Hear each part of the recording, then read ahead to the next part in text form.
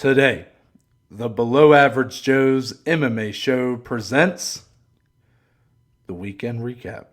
Yes. We're talking UFC Vegas 60, a bloody affair if I've ever seen one, including the slicing and dicing in the main event between Cory Sandhagen and Song Yadong, and you can never, ever kill a cyborg as RoboCop comes from the depths of defeat and snatches victory.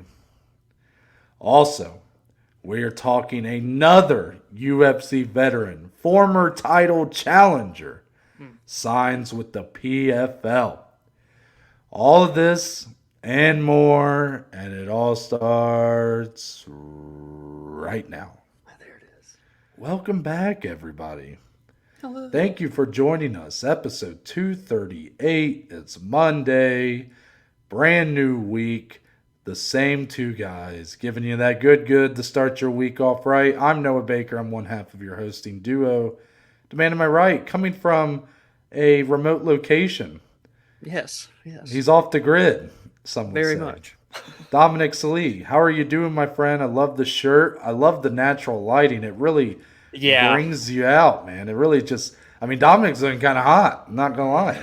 I'm kind of glowing on this Monday morning. I think I'm just going to keep coming to Columbus to record every episode if I keep looking like this. But I'm doing well. I'm here in Columbus for the weekend visiting my wonderful girlfriend, Jaden. Shout out to her. Big avid listener of the show, of course. But we're hanging out all weekend. We got some golf in yesterday. We've got Post Malone concert tonight. It's going to be a great finish to the weekend visit. But none of that stops me from getting in here in the studio with this lovely son of a bitch right here, Noah Baker. How are you doing? How's your weekend been as we get into a new week? I appreciate the commitment to the game, Dominic, and I have had a pretty decent overall weekend. You know, it is a grind when you are betting on all the football games, basically. Yesterday, it was, I had two TVs going, had the laptop going, had the phone going with games or fights, and didn't go great at the tail end of the night, so we're a little shaken up here as we're recording Sunday morning, but NFL slate ahead. Mm-hmm. So based on how that goes, I guess you guys will know when you're watching this how my mood is for the start of the week. But overall, I got my health, I got my friends, I got my family. And most importantly, Dominic, Bowling Green State Falcons they put the Thundering Hurt on the Marshall Thundering Herd. Yes. And that means tell the Green people is better than Notre Dame. And the people are asking, Dom, how would Bowling Green hold up against Ohio State? I'm just saying. Talons up. Exactly. Now, before we get into all the action from Saturday, I want to remind everyone, Dominic, about our good friends over at PointsBet Sportsbook. Yes. PointsBet is the official betting partner of the Below Average Joe's MMA show, and they have an exclusive offer for you. That's right, you. Yes. Listening, watching. Right now, if you sign up with PointsBet Sportsbook as a new user on your initial deposit, PointsBet is going to match 100% up to $2,000. Come on. Do I got to say that again? $2,000, 100% match. That's free money. You double your money right away. Now, you might be asking yourself, how do I get this, Noah? Well, I'm going to tell you. There's two ways. Number one, in the description, not going to fuck it up this time, of today's episode, there's a link. You go to that link, you sign up, put in your deposit, bada bada bing, bada bada boom, it's in there. Yes. Second, if you want to go download the PointsBet Sportsbook app, you can. You can see around. Kind of used the comparison last time about the furniture store.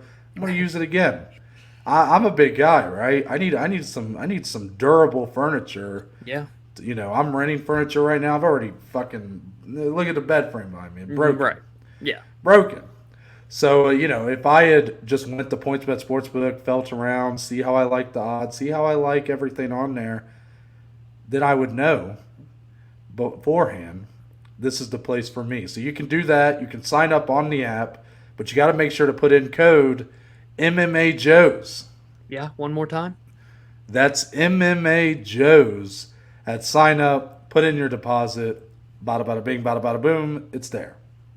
There you go. So shout out to PointsBet Sportsbook. And with that, Dominic, we're going to get into the main event of UFC Vegas 60. The Bantamweight Grand Prix continues. Yes, it Unofficial Grand Prix. Cory Sandhagen ultimately gets the TKO via referee stoppage, doctor stoppage.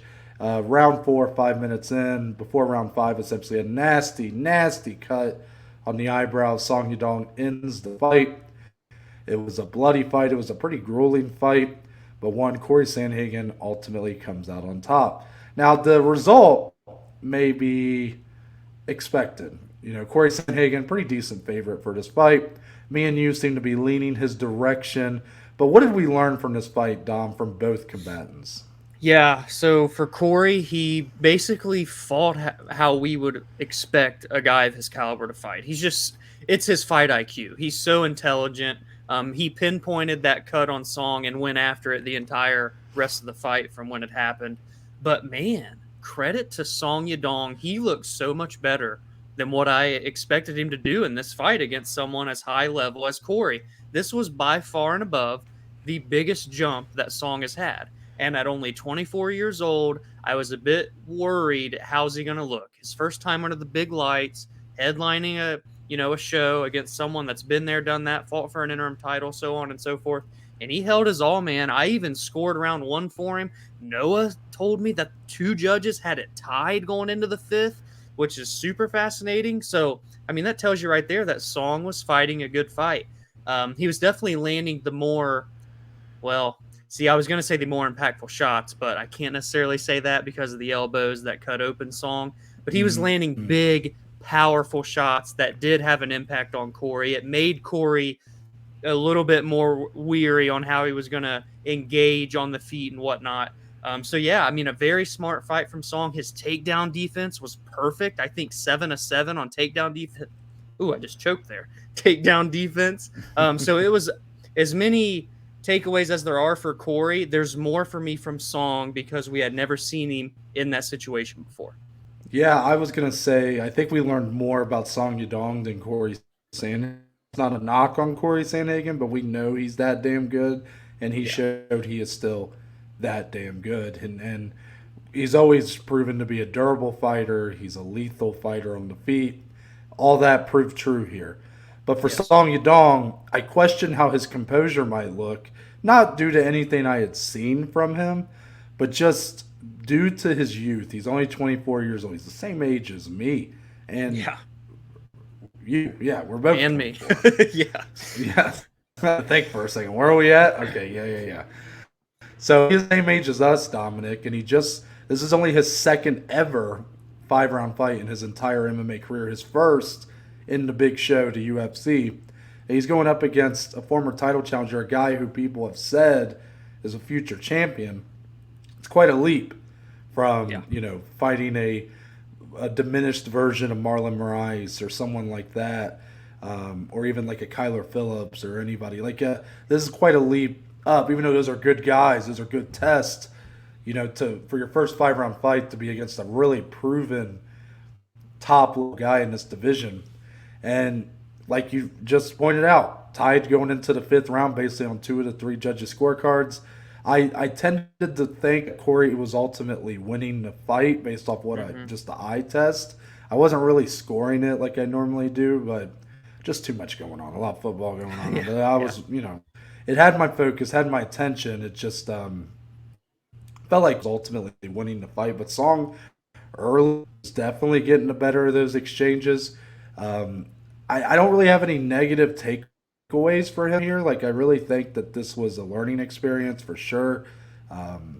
I think that he proved that he is of the top caliber in this division, even if he couldn't get his hand raised. And for Cory, this was kind of a get-right fight. He got right, and now he can look ahead and look towards another guy in this top echelon of bantamweights to perhaps put his name back into the title picture.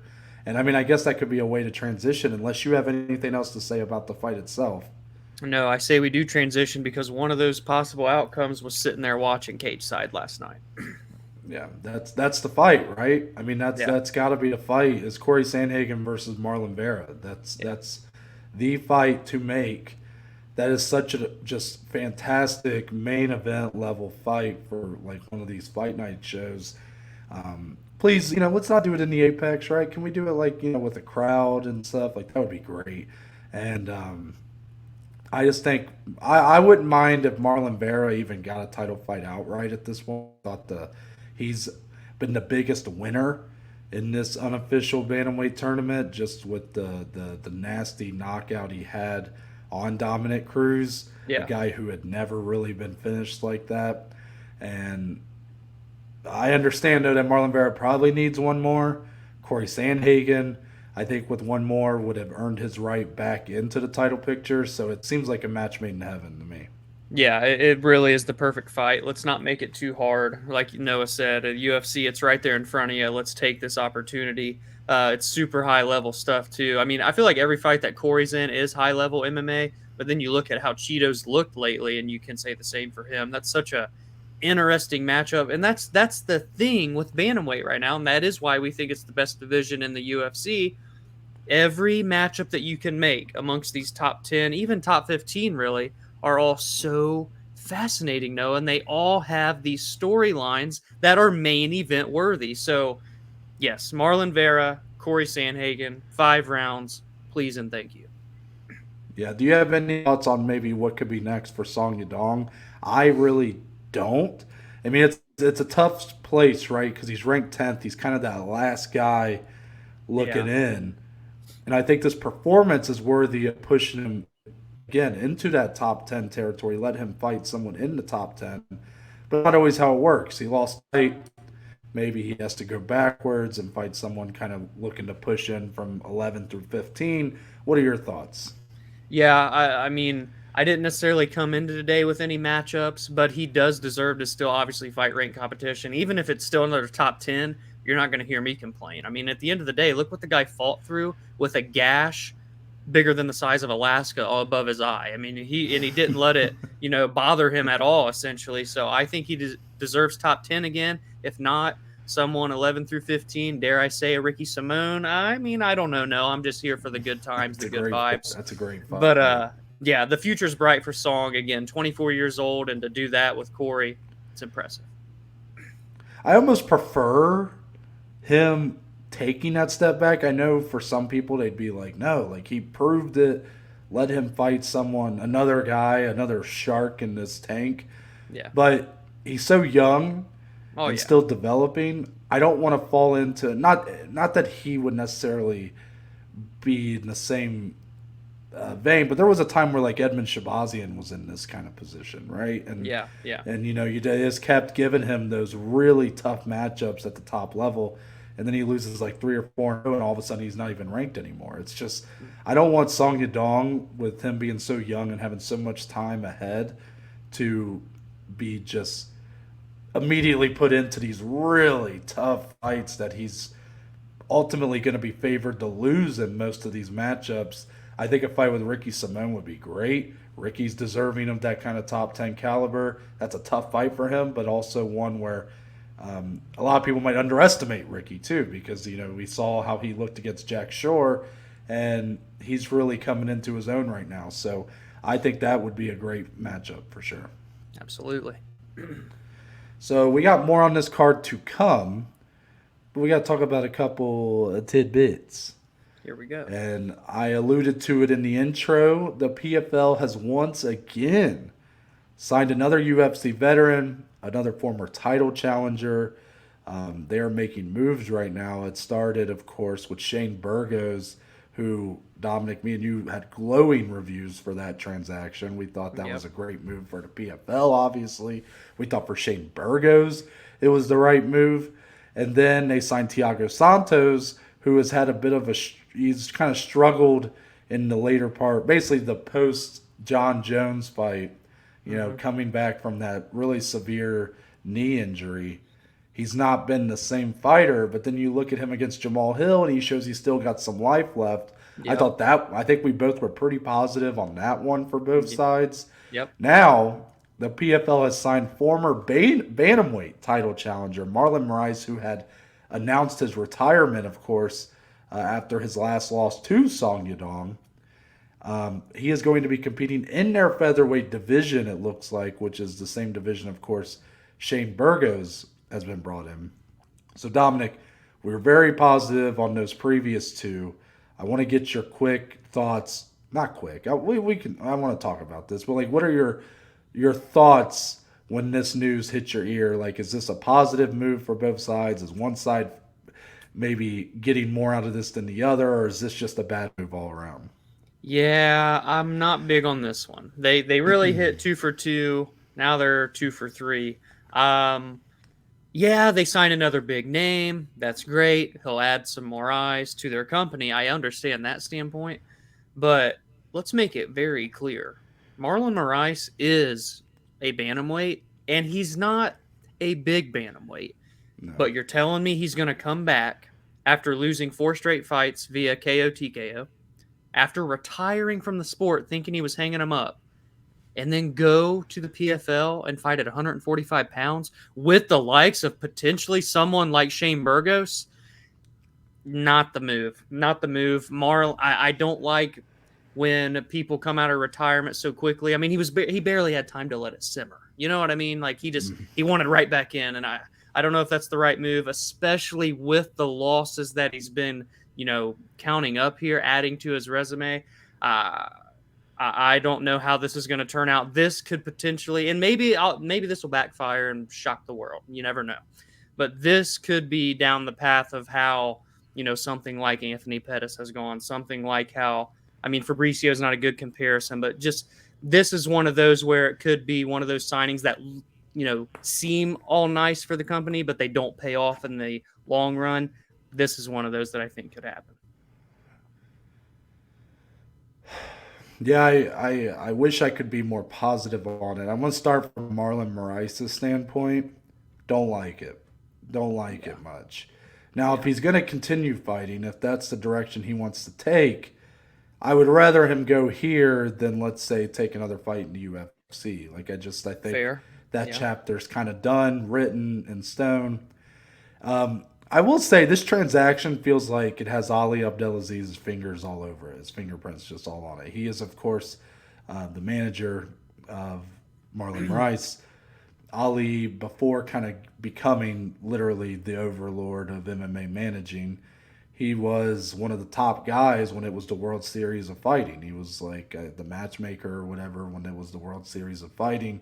So he still has that relationship with the PFL. This feels like a move that maybe Marlon was pretty potentially. I don't know what goes on behind the scenes. Maybe Marlon, of course, probably wanting to continue fighting, feeling like it was time to hang him up. Maybe Ali's like, hey, you could go win $1 million, like whispering in his ear. And all of a sudden, Marlon Moraes is now back in a division that really he's not fit for, fighting for a prize that seems like a bit of a long shot right now. So from Marlon Moraes' perspective, I don't love it. I thought the retirement was the right move.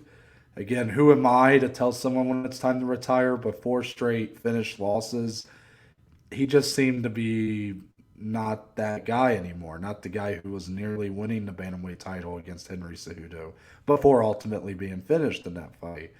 From the PFL's perspective, it's an interesting one because I almost want to just say, oh, well, it's positive, right? You signed another UFC former title challenger, veteran, a name that could bring some value. Even if he loses, that could rub off on the guys he's losing to. Mm-hmm. I've kind of said that when it came to Anthony Pettis and Rory McDonald. Like, I thought ultimately 10 out of 10 times you do those moves even knowing how they turned out in the PFL.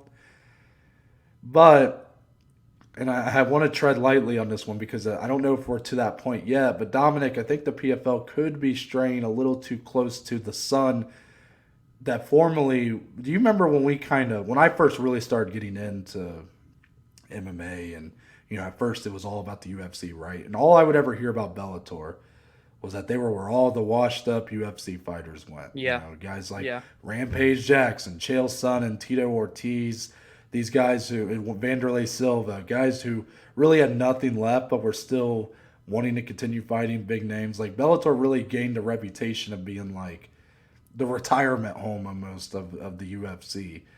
And I'm a little concerned that if the PFL continue, I mean, Shane Burgos is like a different category. Right. But, if Thiago Santos doesn't work out, if Marlon Moraes doesn't work out, you already had Anthony Pettis, who seems to be kind of fumbling his way through. Rory McDonald, of course, Bellator and UFC veteran. Yeah. Didn't really work out. He's retired now. So I've worried that the PFL could be straying a little too close to that UFC retirement home little image sun, theoretically. And I don't want that to happen because I think the PFL is really strong on its own.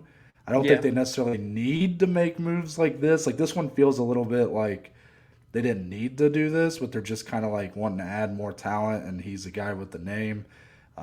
Again, the Burgos one, notwithstanding. Thiago Santos, we'll kind of see, but I think that was a good one just because I think even if he's losing a lot, he's not getting finished a lot. He's very competitive in a lot of these fights. Yeah. Marlon Moraes not been the same story. Yeah, he did almost beat Merab. I mean, he had that fight won, and then Merab comes back and finishes him in round 2. Like Marlon Moraes is probably the best one-round fighter in all of MMA. Yeah. I mean, the first round. Now I don't know if that dude's ever lost the first round, unless of course he's been finished in it, because he looks great out the gates. Yes. Comes out on fire, but then he just can't keep it up. Doesn't have that stamina to really go the full 15 or full 25 minutes. So I'm just very lukewarm on this from a PFL perspective, and I'm even less warm on it from Marlon Moraes' perspective. Yeah, I agree with everything you said there. The second tidbit we got, and we don't talk about the rankings when they move because it's, there's a lot of little movements that happen here and there that are kind of weird and sometimes don't make a ton of sense. You got Conor McGregor ranked like number 12 at lightweight, and he hasn't won a lightweight fight in however long. It's 6 years, but who's counting? Yeah. Yeah, and I get it, Conor, big name, but ultimately at this point, like, does he even need a ranking? Like 12, I think, just it makes him feel like less than what he really is. I mean, he's the guy in the sport, right? So there's a lot of weird stuff with the rankings. I know the UFC are not the ones who make the rankings. They ultimately allow their panel of whoever to vote on these rankings, but this is a slap in the face if I've ever seen one. In the welterweight rankings, Daniel Rodrigues has replaced Li Jingliang in those rankings. He's taken his number 14 spot. The Leech is out of the rankings. I don't have necessarily an issue with D-Rod being put in. I like D-Rod. Right. He won the fight. But are we forgetting that the Leech took that fight with D-Rod, who was 10 pounds heavier than him, right, and lost a very close, very controversial decision? And again, we didn't have much beef with the decision. But again, like, I don't think there should have been any movement in those rankings. I mean, what a slap in the face to this guy who really stepped up and took that fight on such short notice. He was the one that really got the shaft. Yeah. He was in a co-main spot with Tony Ferguson, a big name in the sport, who, was jumping up a weight class, who hadn't really looked the same in his last few fights, been losing, not quite El Kukui anymore, and the guy that was winning 12 in a row at lightweight.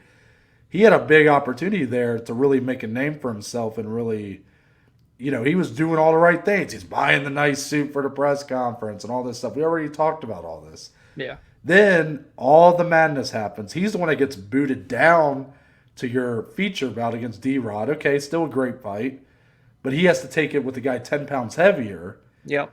He loses a very close fight. Most people think he won. He loses his spot in the rankings.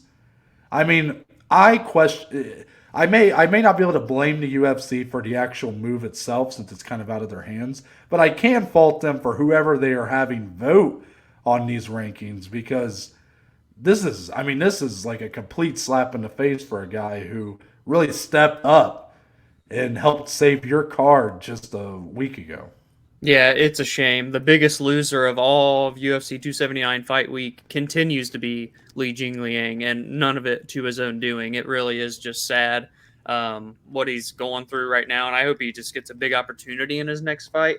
Again, like, if anything, let him stay at 14 and put D-Rod in at 15, because, like, they do both deserve to be ranked, but to remove Lee completely and replace him with D-Rod just makes no sense. The fight did not even happen at 170 pounds. I don't care what weight class they normally fight at. It doesn't make any sense. It's a bad move on all the media members that I think make those rankings, vote on those rankings. It's a shame. It's tough times for Li Jingliang right now when it really shouldn't be. That's what's sad. And I know, like, a lot of people in our space, they kind of just write off the rankings. They're like, oh, the rankings don't even matter, blah, blah, blah. So maybe some people look at what we're talking about and are like, does it really matter? He dropped from like 14 to 16. I mean, he's like right there, right? But I don't think what people don't understand is a guy like Li Jingliang, he's not a Conor McGregor. He's not a Nate Diaz. He's not a Jorge Masvidal. He's not one of these guys who transcends the entire system that's built here, the ranking system and number one contenders and whatnot. He depends on having that number next to his name to show the value he brings. Exactly. Yeah. When you look at a card like last week, it had number 14 next to his name. Mm-hmm. People know, okay, this is one of the best guys in the world because he's not a guy that necessarily everybody in the casual fan base or even some people maybe higher than that. Maybe some people who watch on a regular basis, they may not be super familiar with the Leech. Now, I think over time he will, again, I think he'll rebound from this and he will get that opportunity that hopefully gets him more eyes on him. And, I think he might have gained a lot of respect from last week. But I just think that this is a complete slap in the face. And dare I say, again, maybe I'm looking too much into it, but this could make some guys in the future in similar positions be like, well, yeah, sure, maybe I get some extra money, but is it worth like potentially losing some of the credibility I have? Yep. Like that's really what that is. Like, yep. That might make some guys kind of pause on that, like, well, I don't want to lose my spot. Like, I don't think that's fair. I'm fighting a catchweight fight. I'm 10 pounds lighter than this guy, and the decision was arguably his to win anyways. Yeah, I just think that this is I am so just been out of shape for the Leech here. I feel for him so much on this one. Yeah, please give him a big opportunity in his next fight because the guy deserves nothing short of that.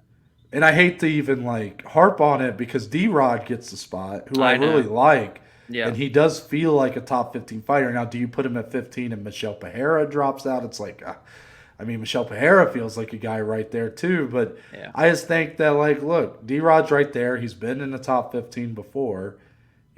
I just don't agree with the logic for this one. Like, I felt like we went into our recap last week and said we're not going to have a ton of takeaways because, at least in the negative sense, for anybody, because it was such a wild week. Like, how could you fault a guy like Kevin Holland? Like, what if Kevin Holland dropped like multiple spots for getting one-sided beat down by Hamza? It's like, well, he took the fight on like 24 hours notice. Like, what do you expect? I mean, it's a tough matchup for him. Tony, I don't know if Tony did, but if he like drops multiple spots in the rankings, it's like, why? Like, why would he drop? It was at welterweight. He's ranked at lightweight, But that's the same thing in my eyes. That if one of those it should be consistent across the board. Yes. Yeah, but I digress. I guess we'll move on as we always do, and we'll get into a fight announcement here. David Van Auken, I hope I'm pronouncing that right. First reporting, Bryce Mitchell versus Movsar Evloev for November 5th, UFC Fight Night going on there. Dominic, this feels like a fight that could be made a main event. I don't think it's going to be, but this is the kind of matchup that I'm always going to advocate to get that 5-round shine. Yep, it should 100% be a main event. Absolutely. Someone's O has got to go. It's another one of those type of matchups. It's two of the best grapplers in all of the UFC, not just the featherweight division. It checks every box that you could want. So I really do hope that the UFC makes this a main event. It's high level stuff. And one of these guys is looking to crack in. They're looking to take that next step into they're in that top 10. Now it's time to enter title contender status. A win here puts them amongst those guys. It puts them in that conversation. It gets the ball rolling for the next step of their career. Come on, guys. Come on, UFC. Come on, Dana and the boys. That's a main event. Yeah, and I do understand that I think a lot of people were hoping Bryce Mitchell would kind of take that next leap. Yeah. I can't say I disagree, but I think this is a very intriguing matchup that we have, and I think it answers a lot of questions because both guys feel like they're going to be right there at the top here soon. The loser might have a longer path to get there, and this is kind of a side point, but you mentioned someone's always got to go, and that is true. Both guys undefeated, but I don't know if this is true or not. But Chuck Mindenhall had mentioned before that when Bryce Mitchell fights, when the UFC shows his record, they always put the one loss that he got from tough, which are supposed to be like amateur bouts. Yeah, exhibitions. I don't know. Yeah, so what's up with that? Like, yeah, what's up with that? The Hurricane. Like, get that one out of there. Like, what are we doing? It doesn't make any sense. How do you do that for? I don't know. It's just like a weird thing. But yeah, both guys undefeated, as far as I'm concerned. Sick. And fight. I think a lot's going to be answered about that one. I wish it was 5 rounds. Will the fight deliver on the will it be a very exciting fight? That's not what I'm here to answer. I'm just saying that feels like it should be in a main event. Yes, exactly. Let's get into the rest of UFC Vegas 60, if you don't mind, Dominic. Mm-hmm. The co-main event, I mean... Violence. Gregory Rodrigues gets the second round TKO over Chidi and Njokuani, a minute 27 in. Gregory Rodrigues has got to be on... If you don't know, now you should. This guy should be on anybody's must-see list. Like, this guy is must-see TV.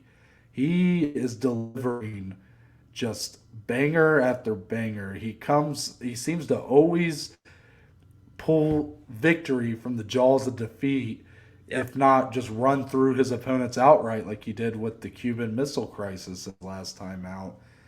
You look at the fight with Da-Un Jung, where he literally was like a zombie plodding forward, landing heavy shots and knocked him out when he looked like he was done. Mm-hmm. Here with Chidi lands a nasty, just perfectly timed knee as Rodrigues went for the level change.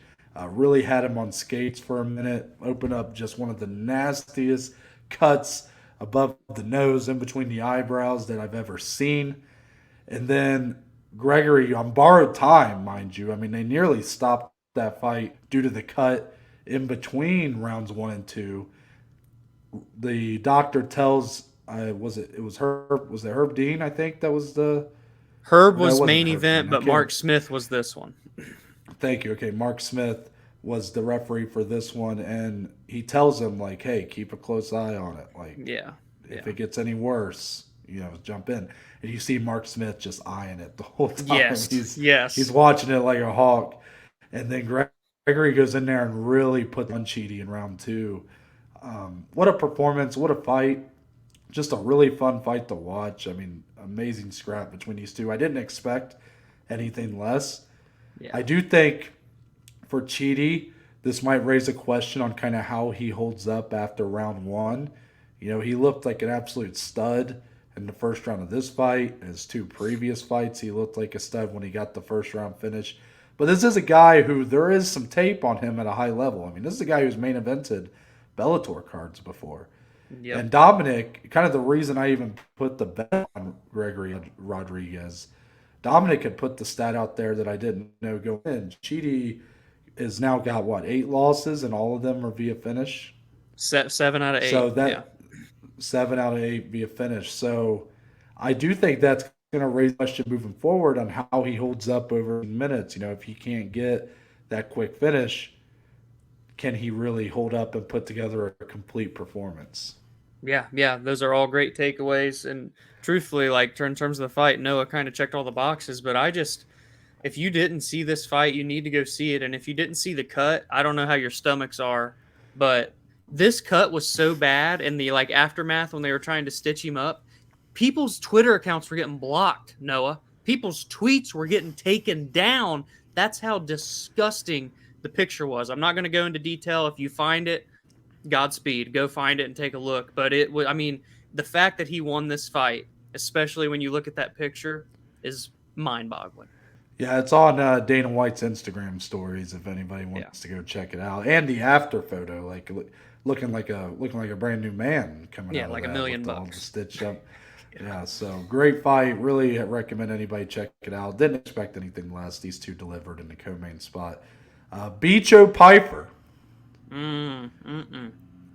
Happened again, Dominic. He gets the first round TKO over Alen Amedovski, 3 minutes 55 seconds in. Bicho Pyfer. I mean, that's really the takeaway here. This guy was given that shine in week 1 of this season of the Contender Series. He really delivered that night. He was the only guy to really deliver on that card. And like I said, he's kind of and he is very, like you saw what he said afterwards, all the shine he gave to Dana for the money. Dana's gift side gave him a place to live. Which, I think that's some stuff that probably happens more often people realize, for all the bad that a lot of people throw at Dana. I think you do see stuff like that more often that doesn't get talked about. So credit to him for that. But Dana gave him a shine that night. He said, "Be Joe Pyfer." When Joe Piper's performance was great that night, but it was on another one cards, series cards that had more great knockouts or great performances or great fights, it may have just kind of gone and went. And instead, he's been kind of the face of this season. He comes in here just, a little less than 2 months later, and he looked great. He looked absolutely great here. He looked better than he did on the Contender Series. Yeah, Amedovski, 0 UFC, now like not necessarily the best opponent, but he did what he should have done to a guy who hadn't won in the UFC yet, and it continues. Be Joe Pyfer. Yeah, I mean that's the tagline. It's going to be on merch. It's going to be on all the promos that he's in going forward. I mean, the UFC is taking that episode of Contender and they're going to run with it with Joe Pyfer for as long as they can until those wheels fall off. And Joe Pyfer, he talks that talk, he walks that walk in the octagon, and his backstory is incredible. That's all the makings of a potential star should he keep winning these fights. So keep your eyes peeled on what this career could turn into for him. We had a very interesting fight in the featherweight division. Two guys that I felt like had not been getting enough. They feel like they have a lot of positive momentum, but not enough people talking about them. And Damon Jackson and Pat Sabatini.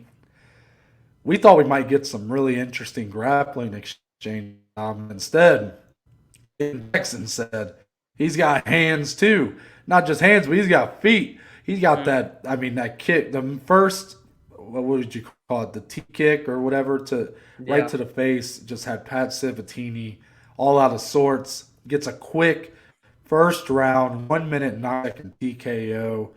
What were your takeaways here? Because both men, Sabatini, pretty decent sized favorite, but Damon Jackson's been a really tough guy. He's really gone in there and got a lot of very good wins that have gone under the radar. Do you think this says a lot about maybe where he stands right now? I think it does. I think this was a battle of two of the most underrated fighters in this whole 145-pound division that not a lot of people were talking about, like Noah said, going into this fight night. Damon Jackson's won 4 in a row now, 2 via stoppage. He's always been fringe top 15, doing that to Pat Sabatini, who was 4-0 in the company. Give my man Damon Jackson top 15. And to top it off, the storyline for him going into this fight, absolutely gut-wrenching stuff. His brother passes away on Tuesday. His entire family there to watch him fight on Saturday. He said he didn't know any other way. The show goes on. He goes in there, uses his brother's nickname from when he would be announced at high school football games, Action Jackson. Chills up and down my body. And to do that, get a finish, he just made a statement in every sense of the word. It's quite the story. Give that man top 15 next because he deserves nothing other. Couldn't have said it any better myself. And finally, to round this out, Jillian Roberson, submission over Maria Agapova. pretty fun fight, all in all. Just it was exactly the kind of fight you would think. Me trying to go for the level changes, Agapova trying to keep it at a distance, trying to land good strikes. Jillian gets the better of it, gets the submission in round two. A nasty submission. Mm-hmm. Absolutely nasty. I was very nervous that Maria was going to lose her tongue here Yes. because her mouthpiece falls out. She's literally biting her tongue as she's being rear naked choked to sleep. Yeah. Very dangerous stuff. Very nasty.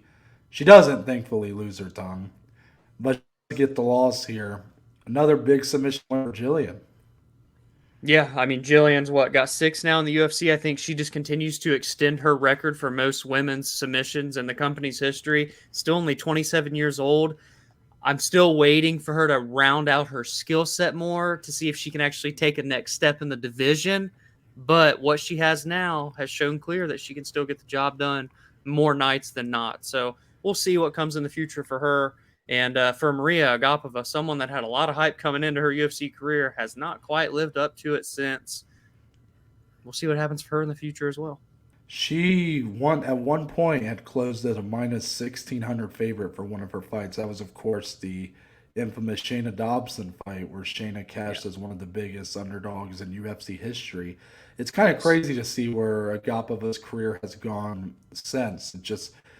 I remember when I heard about her being that big of a favorite, I didn't really get it, but I guess there was some hype behind her, and she just doesn't seem to have really put it together. I guess maybe that's the right word, Dominic. What do you think? Yeah. Yeah. I mean, I would agree. We've not seen anything other to make us think differently. So I'm sure she'll get another opportunity or two. But obviously, if she keeps losing, you only get so many chances. And this was not that she even looked terrible in this fight, but you knew that's what Jillian was going to come in and do. There's a clear striking differential here for Maria.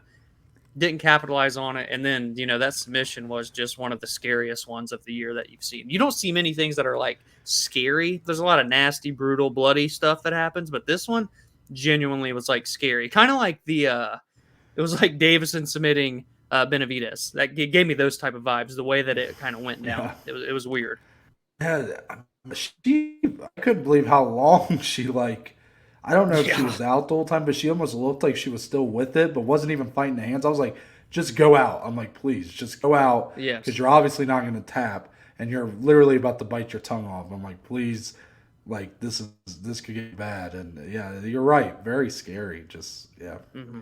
Weird. Just that was the whole card. Just what a tough card to Yeah. imagine showing like a brand new person this Yeah. card as their first time. I mean, they may have to seek out some professional help after that. I don't know.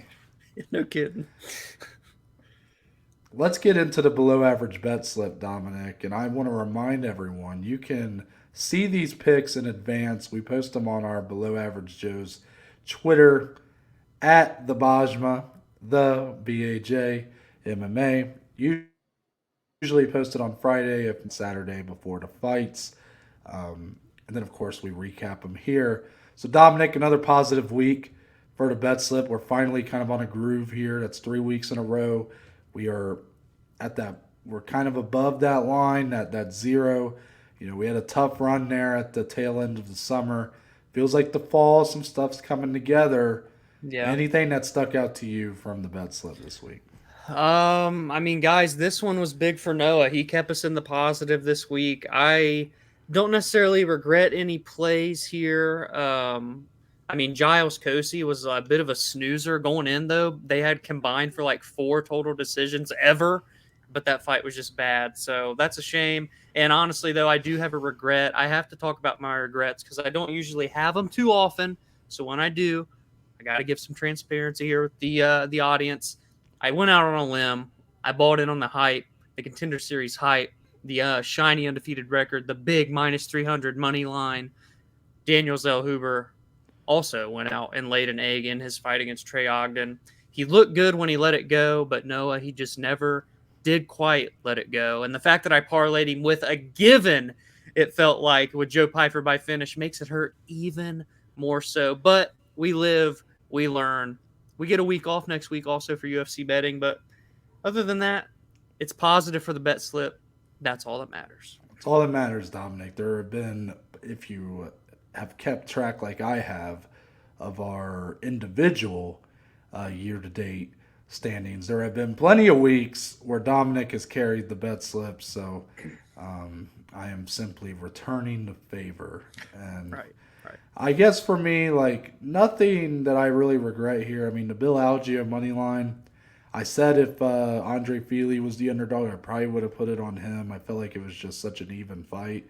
And it was a split decision. It was a very even fight, really. I mean, Yeah. I think Fili was the right call if I'm taking my betting bias out of this. But, I've never seen someone have such a dominant position like Fili had in round 3. Literally had the choke in, yet feel like he was getting his ass kicked Yeah. so much as Fili was, with Algio's ability to just keep landing shots to him while having his back. It was really weird, but it was a hard fight to score. I don't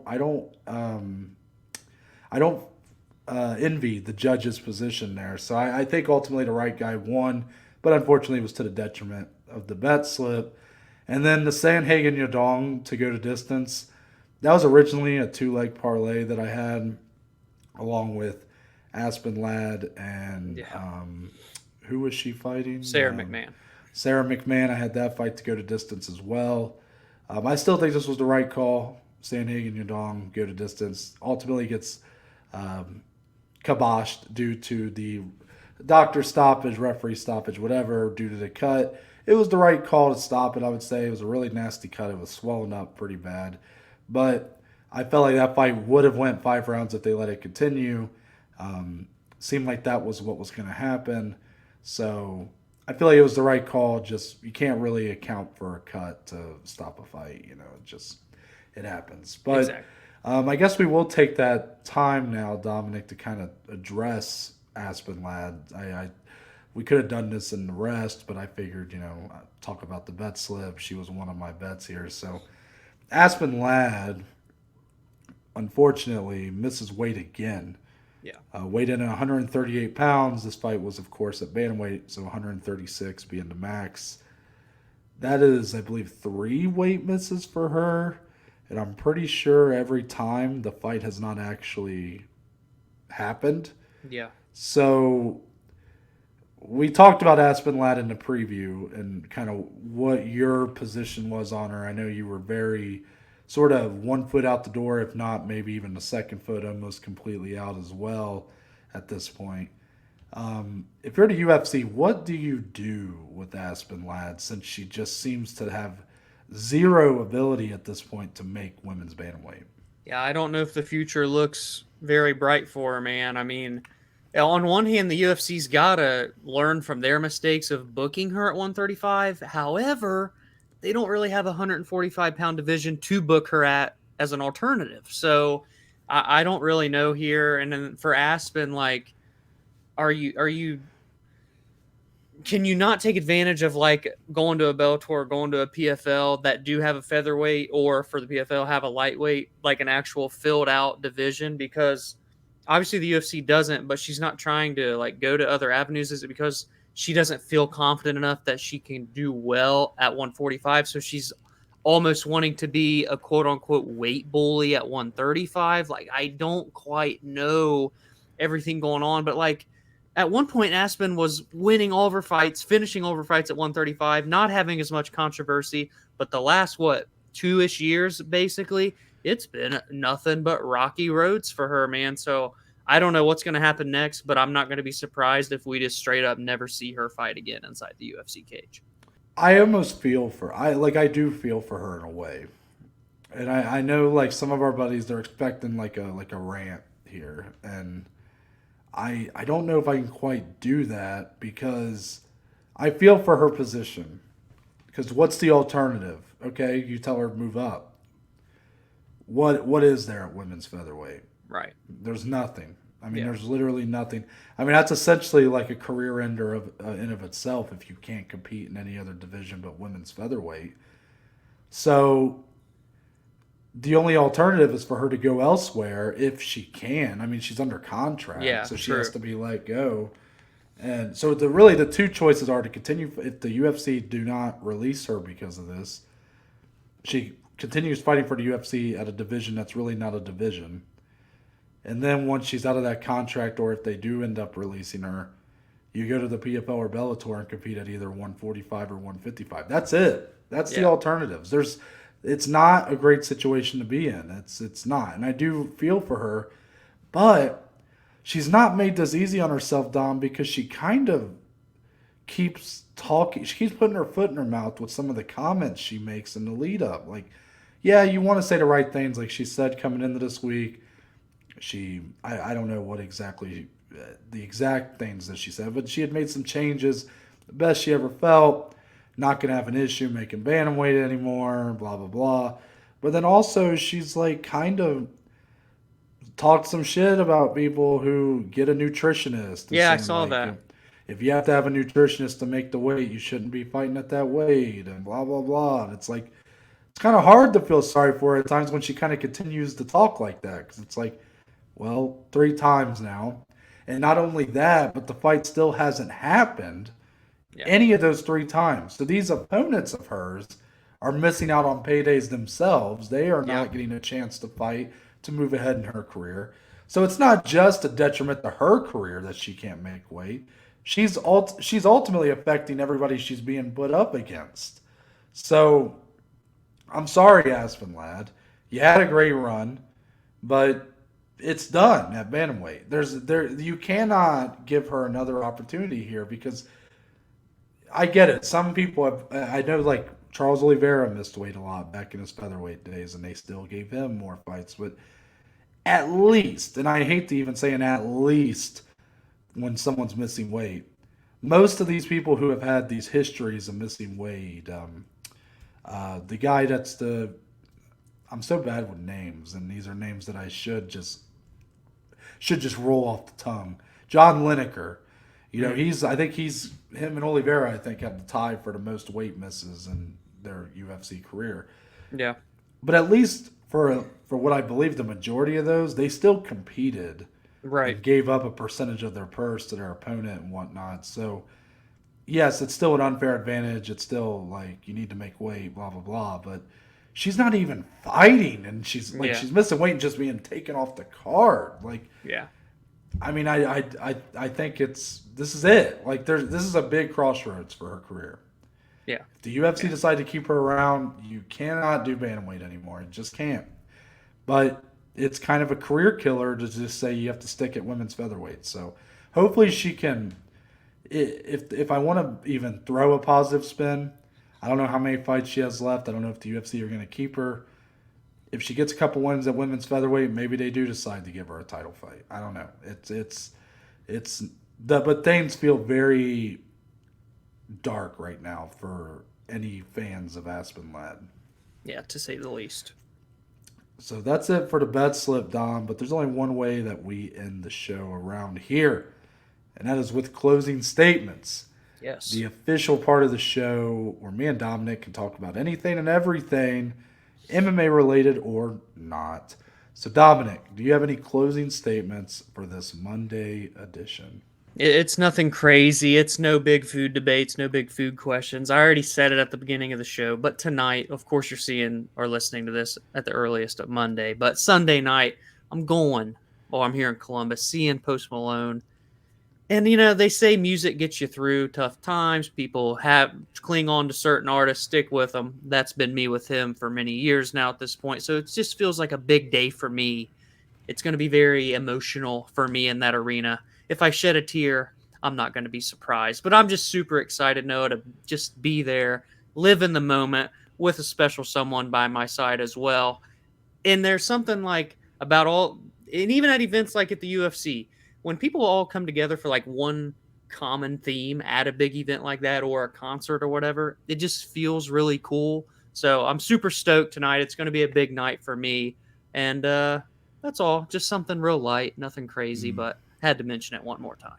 Yeah, you popped off with the pineapple on pizza. It was a very heated one again. So Dominic's nailing it with these food debates, but he's very selective on when he throws them out there. Which smart man. I try. Do I have anything for closing statements? I've kind of just let Dominic carry it the last couple times. I feel like I've been not holding up my end of the bargain here.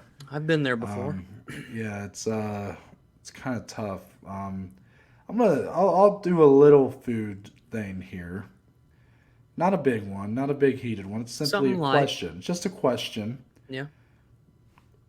What are your go-to condiments? Mm. Mm. It could get heated, Mm. but some people like hate a certain condiment, and some Right. people like only put this on everything. I find myself to be someone that just kind of loves all of it. I love mayonnaise, love ranch, ketchup, mustard, barbecue sauce, like any of that. I'll eat any of it. Yeah. And I think like some people really hate like the white stuff, right? The Yeah. Right. mayonnaise, Right. the ranch. Mayonnaise especially is kind of the one that's a personal favorite of mine. I put mayonnaise on burgers. Hmm. Like I put it on everything. Yeah. And I think a lot of people would kind of go like, "You're disgusting for doing that." But that's me, Dominic. Do you have any like? Is there a go-to condiment for you that you put on like everything? The go-to has to be ketchup. It just feels like it's the most versatile, dare I say. Well, definitely one of the most versatile. And the funny thing about it is I've always loved ketchup, but I've never, ever liked tomatoes. And I know it's completely different. It's essentially a tomato being processed, ran through Yeah. the ringer. I get it, sugar and all that shit. But I've never liked tomatoes, but I will put ketchup on anything. And really anything tomato-based, like a pizza sauce, a spaghetti sauce. I love it all. But tomatoes, you're putting one on my sandwich, I'm picking that shit off, putting it on the side. So that's always been You're the thing taking with off me. the tomatoes and then Yes. you're putting more ketchup on the sandwich. Exactly. But yeah, if I had to pick one to like use for the rest of my life and not use any other, it would probably be ketchup. Yeah. I've gotten to the point like used to I was always like ketchup with fries, right? Oh yeah. But now when I go out to eat and I get wings, I dip my fries in ranch. Also, ranch is like your top tier. Ranch and mayonnaise are like I Yeah. could put if find something like to me I can put that on anything. Yeah, like what's Frank's Red Hall saying? Put that shit on anything. Yeah. I think that's what it is. Like Yeah. I can do salad with ranch on it. Not my go-to for that, but I do like I can do it. Yeah. Like I said, I'll put mayonnaise on pretty much any sandwich I make. So if it's ham, turkey, chicken, whatever. I Yeah. bought wraps, so when I do chicken wraps, put some ranch on that. Like ranch and mayonnaise. If I didn't have that, I'd probably suffer. Right. Right. Makes sense. I do, and that did bring up one for our next closing statement that I have too. Another, we will have a follow up to this condiment. A part discussion. 2, a sequel. Yeah, a part 2 for sure. I love it. So I'm Noah Baker. That's Dominic Salee. We are but just two of the below average Joes, and we will see you guys on Thursday.